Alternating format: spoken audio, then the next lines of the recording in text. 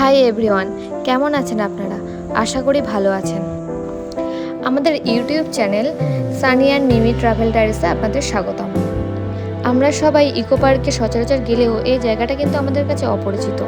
জায়গাটির নাম হলো পাখি বিতান। চলুন তাহলে আপনাদের এই অচেনা জায়গাটি ঘুরে দেখাই। এই হলো পাখি বিতান।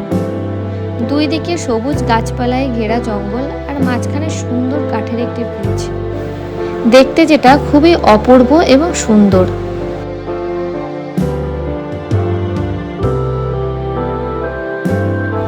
আমরা এখানে বর্ষার সময় এসেছিলাম, যার জন্য গ্রিনারিটা দেখতে খুবই অপূর্ব লাগছিল। আপনারা কিন্তু এখানে বছরের যে কোনো ঋতুতেই আসতে পারেন।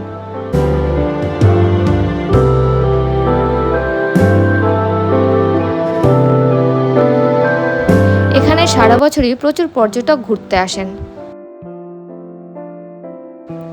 ইকো পার্কের মধ্যে যে এত সুন্দর একটা জায়গা আছে, এটা আমরা ভাবতেই পারিনি। এখানে আসার পর মনে হলো যেন একটা অন্য দুনিয়ায় চলে এসেছি। এবারে বলি, এই হিডেন প্লেসটি আপনারা কিভাবে খুঁজে পাবেন। কেন হিডেন প্লেস বলছি বলুন তো? কেননা এই জায়গাটি সচরাচর কারোর চোখে পড়ে না।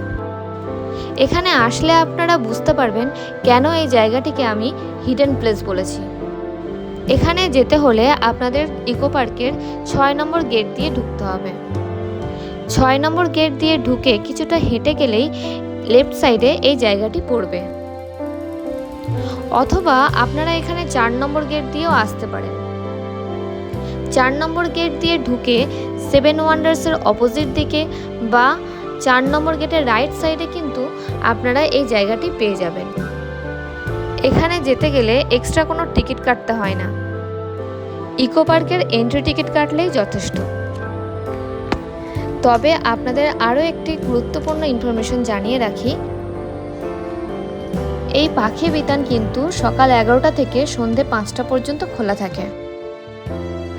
যদি আপনাদের আমাদের এই ইনফরমেশন ভিডিওটি ভালো লেগে থাকে, আমাদের সিনেম্যাটিক ব্লগ প্রেজেন্টেশন যদি আপনাদের ভালো লেগে থাকে, তাহলে আমাদের Sunny and Mimi travel diaries এই ইউটিউব চ্যানেলটিকে লাইক অ্যান্ড সাবস্ক্রাইব করে দেবেন।